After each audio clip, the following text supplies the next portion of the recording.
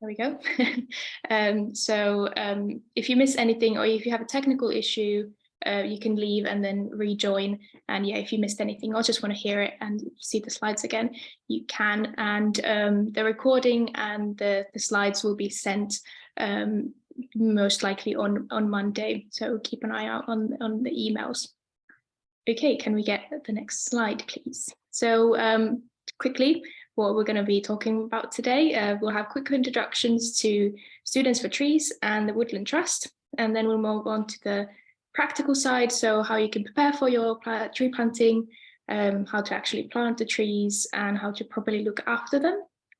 And yeah, we'll finish with the Q&A session, so I encourage you to ask any questions that you might have, and hopefully you'll find this session really helpful. So to start, I should have said this in the beginning. My name is Kaiser. I am the chair of the Students for Trees Council. We are a group of 12 students across the UK. So we mostly do online stuff, but we did manage to meet last November for an in-person meeting here in the picture in the Woodland Trust headquarters in Grantham. So that's us, and you'll meet some of the other council members today. We'll have some of them presenting. And what we kind of do, our main kind of goal, aim, objective is just to help other students to engage with woodland conservation, protecting and planting trees and educating people, getting them more engaged. And we do this by delivering different kinds of activities and events, such as today. So most of you heard from the free tree packs through us. So that's the kind of stuff we do. And you can engage with us as an individual or as a university group. You can sign up, or like a society, you can sign up as a Students for Trees branch, and then you get our newsletters and kind of stay on the loop of what's going on. So that is us. Yeah, I'll hand over to Rachel from the Woodland Trust. Hi everyone, I'm Rachel. I am part of the Youth Reimagined team at the Woodland Trust. I'll keep it short and sweet because I know everyone's here for the planting advice from everyone. So just a brief summary of what the Woodland Trust are. So we are the UK's largest woodland conservation charity, and we've made it our mission to plant 50 million trees across the UK by 2030. Our vision is a world where woods and trees thrive for people and nature. And although our 2030 goal is ambitious, it's a joint effort, and I'll give you a quick overview through the video that we're about to play.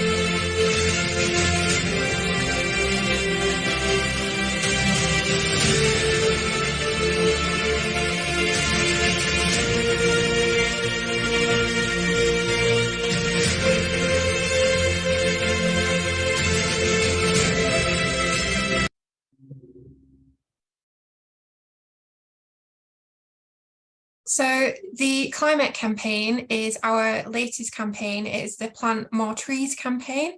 So this is our, like I said, our latest campaign that is working towards that 2030 goal of planting more trees, but also looking to focus on the climate and eco anxiety that a lot of people are experiencing at the moment, and how that trees and planting trees can help in an effort to make a difference to the world.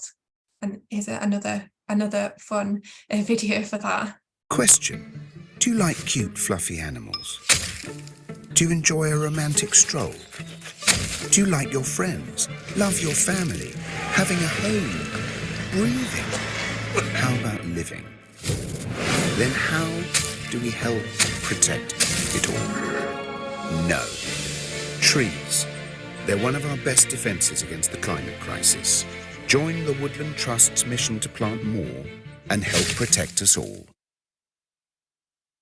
And that's a little whistle-stop tour of the Woodland Trust and the current things that are currently in action for the Woodland Trust. And I would like to pass over now to Roger Parkinson, who is a volunteer speaker for the Woodland Trust and a very experienced tree planting extraordinaire. So over to you, Roger.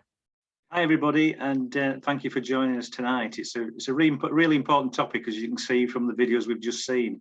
But I want to cover some of the practicalities. So I'm Roger, and I'm in Wakefield in West Yorkshire. And as a member of my community, I want to see more trees around my community. And I've been planting trees as a hobby with our family for the last 35 years.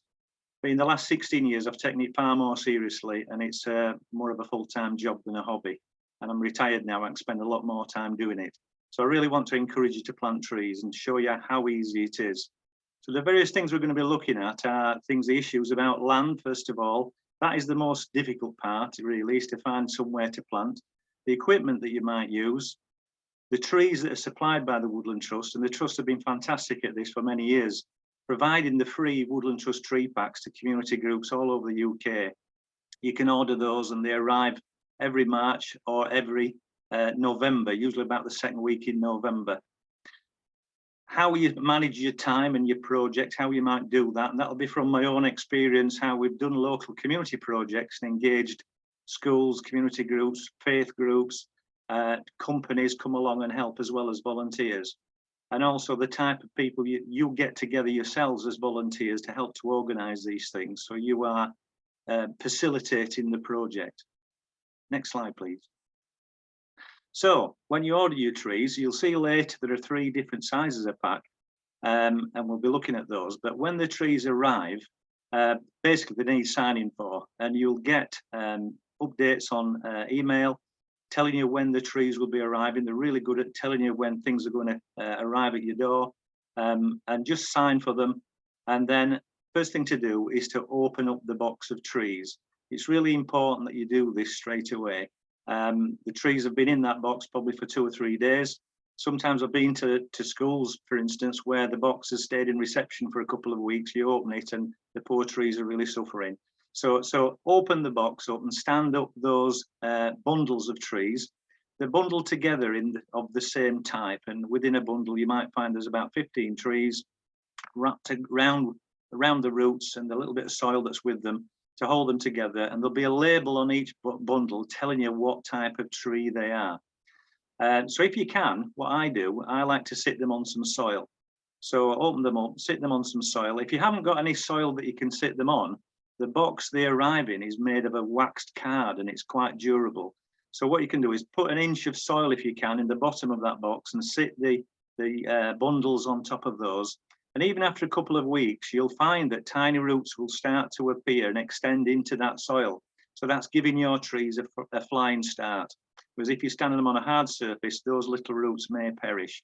Just keep them damp during the time that you're storing them, and they'll be fine like that for a few weeks. But if you can, get them planted within 2 or 3 weeks of arrival, and then they'll be nice and fresh and ready to go. So we'll be looking at things like, well, what could happen to your trees during their lifetime? Well, they're going to face various issues and threats during their lifetime, particularly when they're very young. We'll be looking at things like, do we use tree guards or not? I'll be talking about the options for that. But also we think about things, well, could somebody pull up our trees? Can animals eat them? Will they get blown over in a storm and this kind of thing? And how do we maintain them? How do we give them a future? And that's really important at the start of your project in finding the land and preparing it. Because when you plant your tree, you've got to make sure that it's somewhere where that tree is going to have a future. The old saying in tree planting is always put the right tree in the right place. So have a look at that piece of land, talk to the landowners, talk to the estate manager or the groundspeople or whoever's looking after that piece of land. I tend to look out for areas which are tucked away in corners. It might be where you've got a harsh fence around a field or a sports field, but in a corner where the mower can't get in there, there's a little gap there. We could perhaps fit a few trees in there to give them a start. And one thing that's been really popular in the last few years, where you get an area that has a really, I can only describe it as an ugly metal fence around it, which could be 2 or 3 meters high. And if you want to soften that landscape, what you can do is plant a hedgerow within, say, just 2 meters away from that fence, inside the fence, to soften it up and create a natural corridor where creatures can move about. Those trees will still blossom and produce berries and help to look after the future of the wildlife in that area. So hedgerows are just as important as planting a small woodland. Next slide, please. So what do we need? Well, trees, yeah. So the types of trees that you'll be receiving are all British native trees. The Woodland Trust is all about British native trees. And a British native tree is a tree that's been in the UK since the English Channel was formed. So since the end of the last ice age.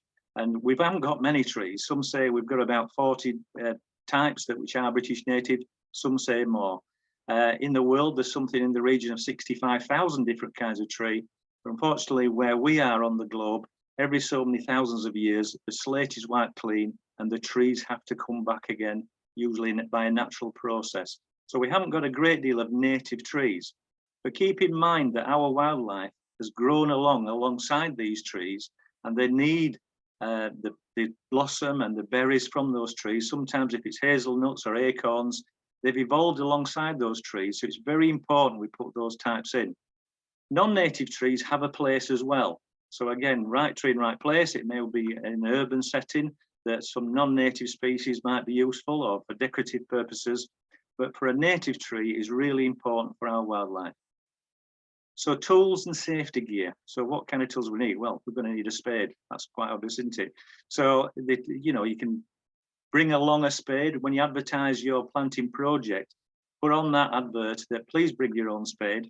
If you're worried that people might not have a spade, is talk to any horticulture group near you, talk to the grounds maintenance people where you are, because you might find there's another 10 spades sitting in a tool shed there. You might be able to borrow for a period of time, or a community nursery.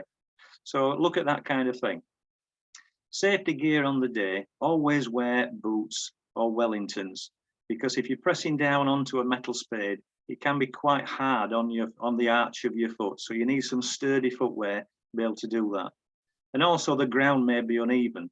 So if you've got some good footwear on, it's going to see you well for the day. Now, things like gloves. There is a type of glove which actually appeared on that video when it started, and it was an orange glove. And if you just put on, go on the internet and just put on Click 2000. And when you search Click 2000, it shows you a style of glove which is rubberized on the palm and the fingers, but on the back, it's got sort of a fabric on the back of it. So they're nice and aerated type of glove. You can wear them quite a long time. And the advantage with those is they're not too thick. They'll protect you from things like thorns, because some of the trees that you'll be receiving will have thorns on them. There's a wild rose, there's a hawthorn and a blackthorn variety as well. So beware when you're opening, though, you may have some thorns there as well. What I find the best thing to do is to pick those up using the bundle itself, the plastic wrapping around the bundle, or using the base of, get your fingers to the base of the stem just above the soil and pick it up individually using that. Now, guards are obviously a contentious issue, and guards have always been used really for a number of reasons. One of them is to keep the little, when trees are young, they're called a whip. That means they're very flexible. So they can bend over and be pushed over quite easily if there's a strong wind, or if there's any snow, they can be flattened and then your tree's not going to get a good start. Also, there's a number of small mammals will eat young trees. Even voles and mice will nibble the bark off when going is tough for them in the winter. They'll strip the bark off, and that will kill the tree. Rabbits, hares, deer, things like that. But if your site is well protected and it's quite clear that there's no rabbits and things around on that site, you don't really have to use the guard. And what I do is, in your pack, you will also receive a cane for each tree to push in alongside your tree. So buy some gardener's string, and it's a type of hairy string which is biodegradable, and after a year or two it will just break down anyway. Tight, very tight to the cane, and then just very loosely around the tree, so you can still slot a couple of fingers in alongside the stem itself. So it's not going to be tight around the stem as it gets a little bit bigger, but within a couple of years that string will fade away, and by then the stem should be firm enough to stand up on its own. So if you choose not to use plastic guards, that's fine. And practical clothing, yeah, wear a coat and a hat for the day. You've got the glove situation covered. But if the weather's poor, then obviously you're going to need some protection as well. So put that on the advert for the day as well, for the session, so that people are aware that those things may be needed. But also bring a thing like a flask of tea or coffee or your favourite drink and that kind of thing. Because remember, your event is also a social event, and it's a great opportunity to network with other like-minded people. Because the way I've always done these projects is, it's not just about the planting you're doing that day, it's about the future. How do you progress and develop your network so lots more people will do their planting, and it's like the ripples in a pond. So it starts to spread out, other people apply for tree packs, and then lots more trees get planted without you having to do them all yourself, but obviously lots more people, and that way we get lots more trees planted. Now, risk assessment is a thing that we need to do these days, obviously, to keep people safe. So it's things like, don't have any motor vehicles moving around the site, no tractors and things like this. Make people aware at the start of your session that, yes, it is uneven ground. The only issues I've ever found over doing dozens of these projects is that people sometimes can slip on a steep embankment or something like that. So make it clear as to what the route to the site is. On your piece that you send out about the project, you could also illustrate where they might park. Give them a what 3 words location as to where the planting is actually going to be taking place and a suitable route. And before the event, you could even put up some arrow markers and things like this to say planting this way, just to guide them on that correct route. And say, when these things have happened and people have slipped, it's because they thought, oh, I'll just take a shortcut, and then they end up sliding down an embankment and getting very muddy, that kind of thing. But there's never been any injuries, it's been fine. So managing your time for these things, yeah. So it's quite simple tree planting really, and each tree will be planted in a minute or two. It's very easy to do. The timing of the arrival of the trees, yeah, those dates are on there now. So they should arrive between the 27th of February and the 10th of March. As I say, you will get updates as to when they will be coming. And the event should end by the end of March. Now, tree planting season traditionally is always between November and March each winter. And that's because the trees are asleep, they're dormant, they don't mind being moved. Because if you try to move a tree during the summer when it's fully functioning, it won't like it and it may die. So fit those in there. Now, what I'm noticing over the many years of doing this is that summer is getting much later. At one time, the dormancy period would start at the beginning of November, but now it's almost to the end of November. And you may well find that when you open your box of trees, they're already starting to come back to life. So we need to get those planted as soon as we can. So factor in some training for your volunteers. You know, it may be just a half an hour before you start the actual project. So when you're getting your trees ready to go down to the site, you could do that the afternoon before. What I tend to do is sort of take a wheelbarrow and mix the trees up, or assortment of trees into a wheelbarrow, or put them into separate plastic bags. It may be I use compost bags, you know, the old compost bags or carrier bags, and put 50, say, in each bag. And then you might put 50 canes into another bag. And then as people come to you to say, look, I'd like to plant some trees, and you show them how to do it, you demonstrate how you're going to do it, but they will take with them as they go across the field where you're planting a bag of trees and a bag containing the canes. And I say, if you choose to use guards, you can put those in that bag as well. Now, the planting itself, put those in lines so that you've got a nice 2 metre spacing in between each one. And the reason we do a 2 metre spacing between each tree is because if the grounds maintenance team want to come along later and mow in between your trees, the little John Deere mowers are usually about 5 foot wide, so they should be able to fit nicely between that 2 metres.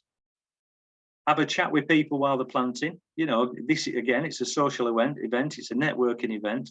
So I tend to just have a break about every 20 minutes or so and have a walk around, talk to people, how's it going?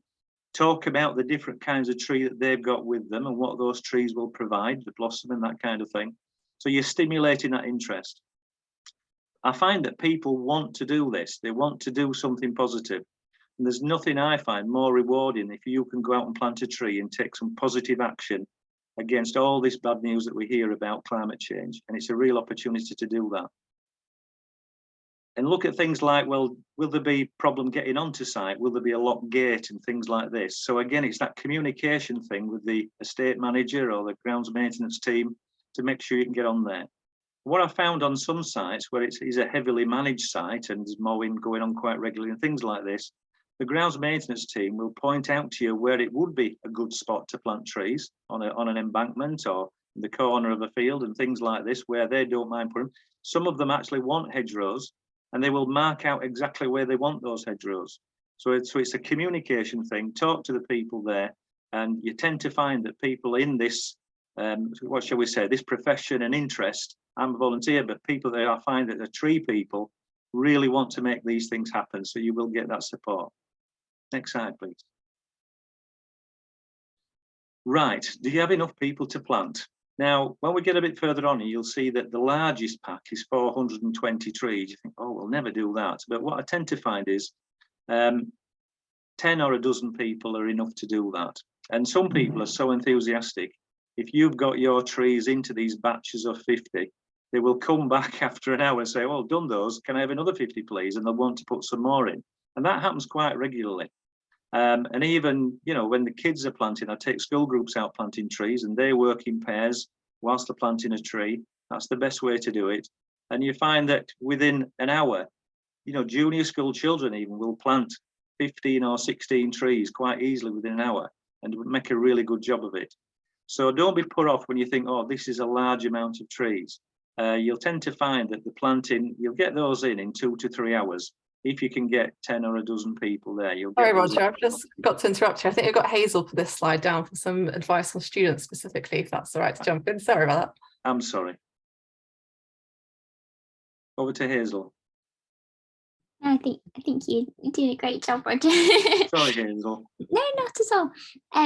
The things I had to say about this was kind of about how you're engaging the people that come along to your event. So once you've got a sense of how many trees you can plant on the space that you've been able to acquire, then you can think about the number of people you might need to help you with that.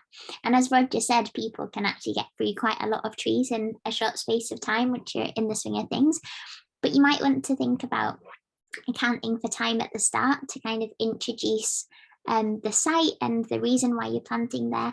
And also having a planting event is an amazing way of engaging with like environmental issues and taking action for climate change. So having a bit of time to reflect on that and celebrating why you've all come together is a really important part of the planting event itself. And of course, you should really consider how you're going to communicate with those people to make sure that they know exactly all the things that Roger's already gone through with the timing and the equipment and stuff. So I would really recommend that you set up an Eventbrite page or something similar where you have the ability for people to sign up so you know that you've got enough volunteers to deliver the event, and you can make sure that they get that information in good enough time so that they come equipped.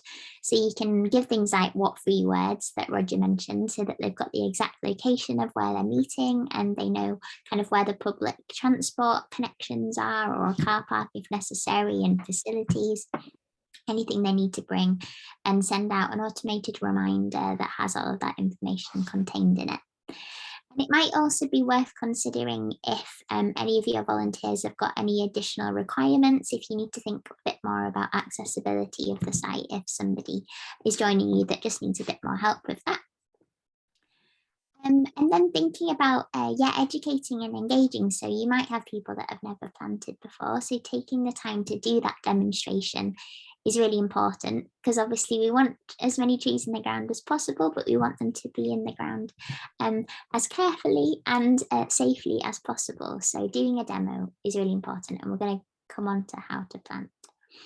And then team morale. So yeah, as Roger mentioned, having those breaks and having those chats is a really important part of an event. And I always bring cake, because I think everyone deserves a reward for standing out in the cold and getting a bit muddy and taking action for nature. Hopefully that covers most of it. And we'll go back to Roger for how to plant a tree. Brilliant. Thanks, Hazel. That's great. So let's have a look at the trees that you will receive and the types that you can apply for. And I say these come out twice a year, usually arriving the second week in November, and in this instance ready for the March planting. So the 30 sapling pack, it can create a small area of planting, or up to 6 to 8 meters of a double row hedgerow. And the 105 sapling pack, something perhaps to cover the size of 4 tennis courts. Again, keep in mind this spacing, the 2 meter spacing or so in between. So it's calculated on that kind of spacing. And the 420 sapling pack, perhaps about cover a football pitch. But again, you know, keep that in mind as to the spacing that you're going to provide. And a hedgerow, work them out. I usually calculate it at about 5 trees per meter, and you can work it out that way. And for your gaps in between the trees, rather than have to measure the 2 meters, 2 adult strides are enough. And it's a great game for the kids as well, is once they can see what that distance is have them pacing out what that distance is in between. Now, the types of species that are provided, there's quite a range. As I say, there's not a huge amount of British native trees, but within that pack you will receive, usually there's oak, hazel, birch, blackthorn, hawthorn, usually elder, rowan. There's a wild rose, there's a dogwood, and there's a wild cherry. And as I said, these are in bundles of the same type, which are labelled, so you can easily work out what they are. Get to know what they look like, because obviously when they're separated, there's only one label on one stem in that bundle. So, you know, you can soon work out what those particular trees are. And then storage of the trees. As I say, if you can sit them on some soil, that's fantastic, and it helps to give them a flying start. And I've noticed myself, if I sit them on some soil, even after a week or two, you'll get an extra 5 centimeters of root growth coming out of the bottom of the little plug, which is some soil wrapped around each one of the tiny trees. And just keep them outside and they'll be fine. Next slide, please. So is finding the land, as I say, that's the most difficult thing. And this is where sometimes those conversations and networking can help. So if it's not within grounds that you have everyday access to, and you can talk to some people there, talk to your local council. There may be a wildlife trust or local parish councils and things like this. As you're moving about, you might see that there are gaps in hedgerows and that kind of thing. So have those conversations. I found over the many years is that, and certainly within this last 16 years, is we've got a really good relationship with our local council, and they've got quite a bit of land and open green spaces. And councils have had a directive really over quite a few years really to naturalise more sites, so to put these sites back to nature, do less mowing, so obviously there's less carbon output from tractors and things like this, and to improve them for nature. So it's not just about trees, it's also some of those spaces, let them grow longer as well and get some wildflowers back into some of those sites. So talk to those people. Now, within the council, there is a department, and I think they're called the same wherever you are. Ours is called the street scene department. And street scene covers parks and green spaces and things like that, and lots of other things as well. So talk to those. There's countryside rangers, and if you've got a country park nearby, find out who is the ranger for that site, and they may well be able to point you to a site where you can organise some planting and have a public event there as well. Again, it's that networking is so important, and that's what the Woodland Trust has been really good at over years, and it's what I try to do locally to make these things happen. So do you need to prepare the land at all? It might well be that there may be thick bramble on a site or where the spot where you want to plant. It may need cutting back and things like this. But again, those conversations, I've found quite a few of these landowners and the council have been particularly good if we want to clear a space for plantings and get some trees started, and then these other things can grow back again. You can get them to bring a tractor in or strimmers and things like this, and they can do that action. You wouldn't be able to do that yourself, you know, and use that kind of machinery on that particular site. So talk with them and they may be able to help you with that. Ideally, on some of these field areas, if they do say, oh, here's a half football pitch we'd like to plant, and what they tend to do, and what we found more successful in this area is rather than ploughing a site and things like this, is to keep the green cover of the piece of land, whether it be wild grass or flowers, whatever it is. But they bring a tractor in, and rather than using a plough blade, they use what is basically a bar or a straight blade, which just cuts a straight line into the soil at 2 meter spacings. And then when you want to plant your trees, you plant along that ripped line that's been ripped into the ground, and you lift and dig around that particular line, so you get the nice straight lines that you're looking for, and it helps them to future maintain that site. So again, those conversations can really help to get those things going. Now, do you need to provide any extra protection for your trees? Now, I can tell you that probably the most damage I've seen on trees in the recent years is, yes, we are getting longer dry summers, and someone will be talking at the end of this, talking about the future maintenance of trees and things like this. So we are losing some young trees due to these long dry summers that we're getting, but also the use of machinery on site. So let's say if a council tractor driver comes along later, or an operative that's got a strimmer, and they don't see your trees, then they can be damaged. So what I tend to do is sometimes, perhaps with some of these canes, just with some ordinary white emulsion or yellow emulsion paint, just put, you know, a mark on each one so they look conspicuous near the tops. And what I also find sometimes is I'll get some that are 1 inch square stake, about a meter long, and drive 3 or 4 of those in on the approach to your site, and it really makes it obvious when they've been painted bright yellow. And you might want to put a little notice on it, you know, please look after our trees or something like this.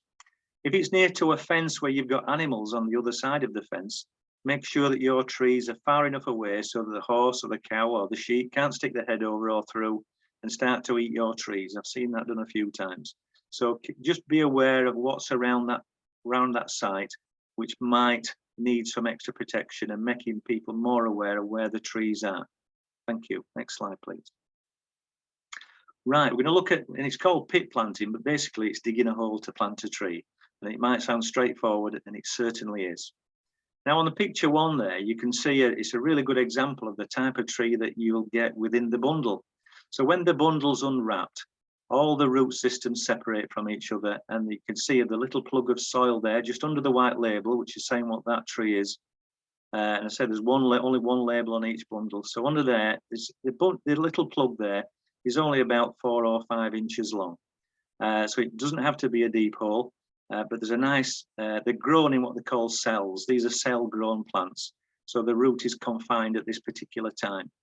So using your spade, if it's something, a surface similar to the one we can see in the picture on 2, if it's a turf or a grass, look to chop a square out. So it could be the width of the spade or a little bit wider. So make your first 3 cuts really on 3 sides of a square, and push the spade down as far as you can. When you push the 4th cut down on the 4th side of your square, and it's down as deep as it will go, pull back on the handle, pull the handle over towards you and down towards the ground. It will lever up that square that you've just chopped out, and that will usually just flop over at the side of the hole. And keep the soil right next to the hole where you're planting, because you'll want to put all that back in again. And then once you've got that hole, you've cut the turf out and it's got some soil with it. Within the hole that's been created, break that soil up even more within that hole, because if you think about it, these delicate little roots have got to find their way into that soil and spread out. And if it's really solid and compacted ground around it, they will stay within that compacted, in the loose area you've dug. So try and the blade of the spade further around the hole, deep down, so the roots have got somewhere to go. People tend to think that roots just go deep. They don't. They tend to more go sideways, because that's where the nutrition is. The nutrition in the soil is just underneath the surface. So keep an eye out for that, and chop the hole up a little bit further so the roots can get going. Now you can see that they are wearing gloves there. I wouldn't recommend putting soil back into the hole using your hands unless you have got some good gloves, because you tend to find, no matter where it is, there will be broken glass and perhaps little bottle tops and rusty metal and things like this. So don't use bare hands, certainly, to put soil back in.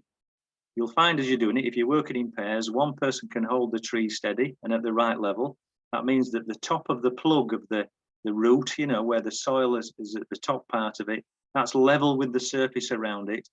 Don't put it in any deeper. If you bury the stem may rot. So then fill the soil back in by just pushing it back in with your boot. Chop up the turf that you cut out earlier, really break it up and chop it up using the spade, and push that back in, and push the grass back in first. And if you bury that, and you'll end up with a view similar to at the number 6 at the bottom there.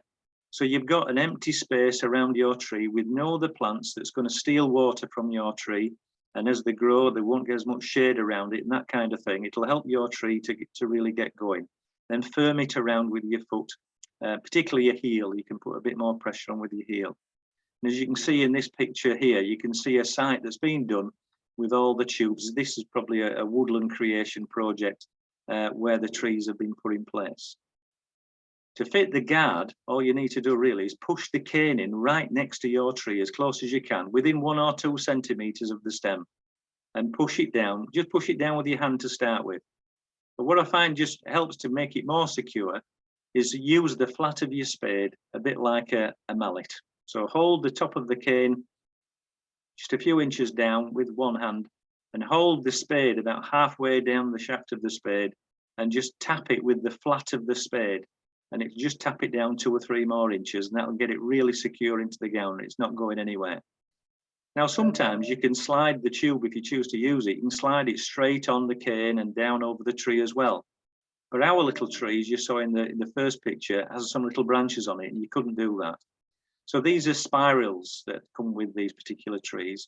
And what you can do is, starting at the bottom of the tree and the cane, is wrap it around the cane and the stem, working your way upwards until it's completely enclosed within that tube, and that will hold it steady there. So that will help to keep it upright. It will help to keep other small mammals away and rabbits and things like this. Then after a year or 2, you can think about taking those off. The tree will appear out the top of the tube, and once you feel that the tree is firm enough to stay upright, you can remove it and either reuse it or recycle it from there. Next slide, please. Right, now if your ground is really soft, if you've had some good rain and the ground conditions are really soft and you can get a spade in there very easily, the first illustration on top left is just a V notch. So just push the spade straight down, the blade straight down into the soil, and pull the spade backwards and forwards until it opens up a V in the soil. What I find is if you pull the spade handle over a little bit more, it tends to lift it slightly as well, which helps to break it up a little bit, just a few inches underneath the soil. So then those roots can get going sideways. And then you can slot your tree in. And as you can see in this illustration, is actually what we call bare rooted trees. There's no soil on them. So you would push that tree down and pull it up slightly so the roots are pointing downwards. But your little plug is already got wrapped nicely within a little bundle really to go into the ground. So slot it in there, firm it around again, up close to the roots with your foot and your heel, and then do the same again. Put the cane in next to it. And if you choose to use a spiral, put one on there. One option to the spiral, which I use, I say, is this hairy string, and just tie it very tight to the cane.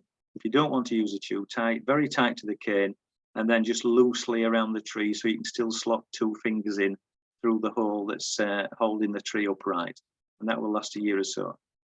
So the L notch that's on there, just step back one. So the L notch, again, is just 2 cuts into the ground, lever it back again, it will lift up that piece of soil, slot the tree in the corner of the V you can see there, and allow it back down and firm it down with your boot. And one of my favorites is next one, this T notch. So the first cut is the upright of the T, and then cut the next piece straight down, push your spade in, lever it back again. That will lift up that first cut, pop the root in there, and as it lowers back down, firm it down with your boot. It's really easy, and you'll find each planting this way will take you less than 1 or 2 minutes to put each one in. It's so simple to do. Next slide, please.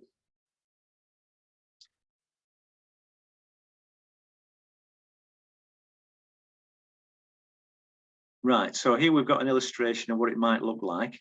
We looked at that earlier. You can see some of those trees along the edge there as well. And it's then someone will mention very shortly about future maintenance of the site. But what I would keep in mind as well is take your time when you're doing this planting. Each tree needs planting correctly. So get it down to the right level so that the roots are all inside, nicely covered with some soil. And if you can, there's things like if you can get some mulch for it, sometimes you can get some wood chip delivered and things like this to put around the tree to help to mulch the soil and that kind of thing. But enjoy the event, have a great time, network with people, and make sure this isn't your only tree planting. And what I find is that once people have been to a tree planting, if it's gone really well and they've only been there a couple of hours, which it should be really, just a couple of hours, they've created something really special and they'll want to do it again and they'll seek out more tree planting opportunities. And there are more and more opportunities coming up. Thank you. It's over to Matt now for the section. Hi, I'm Matt. So I'm a member of the Student for Trees Council. I'm just going to quickly talk to you about looking after the trees once you've planted them, because you know it's all well and good. You've planted all your trees, but if you don't look after them, then it can be a bit of a waste of time because not only the trees will survive. So first of all, you want to check all of your trees as regularly as you can. Really, check they're all in good health. You probably inevitably you will be losing a couple of trees. It's just the way it goes. You'll lose a few trees, but it's not unusual, so don't worry about it. But if loads of them are starting to wither and die, then you've got a problem. So try and find as quickly as you can what the problem is. So find the source of the problem and act as quickly as you can. In terms of watering, you should water them as regularly as possible, really. But it's important for the first 3 years to water them more often. Then once they've had the first 3 years, they're kind of set off and should be a bit better to go. And then Roger mentioned earlier that our summers are getting longer and a bit hotter. So summer months are really important to look after them. And then there's also weeding is a big problem because we've also got lots of invasive species in the UK. So we're going to have, if you let it all get overgrown, then the trees aren't really getting the best chance in life. And you want to keep them nice and clear so that they can grow up, and all the weeds around them like brambles and other stuff don't really grow around them. So you can do this by mowing, which is probably the best way to do it. But you know, we've Roger discussed earlier the problems you can have with mowing. So make sure that you're contacting people that are in charge of the plot or own the plot. If you're in a university, contact the grounds team or school, or if it's the council, make sure you get in contact and let them know the trees are there. Mark them out, like Roger said, so they're not getting damaged, but they're still getting their best chance in life. And also, it's very important, you've got to remove your tree guards when the trees are getting too big, because if you don't remove them, they're going to start, the trees will grow into them, which is really bad news, bad for the tree.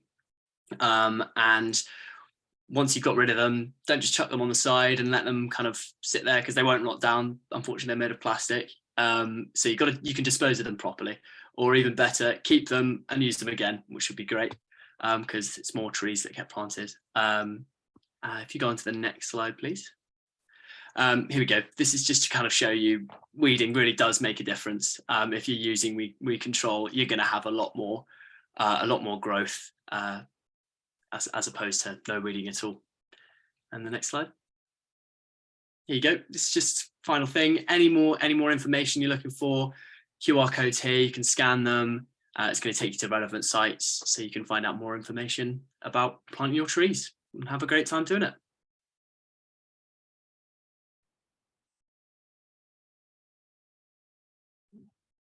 Hello.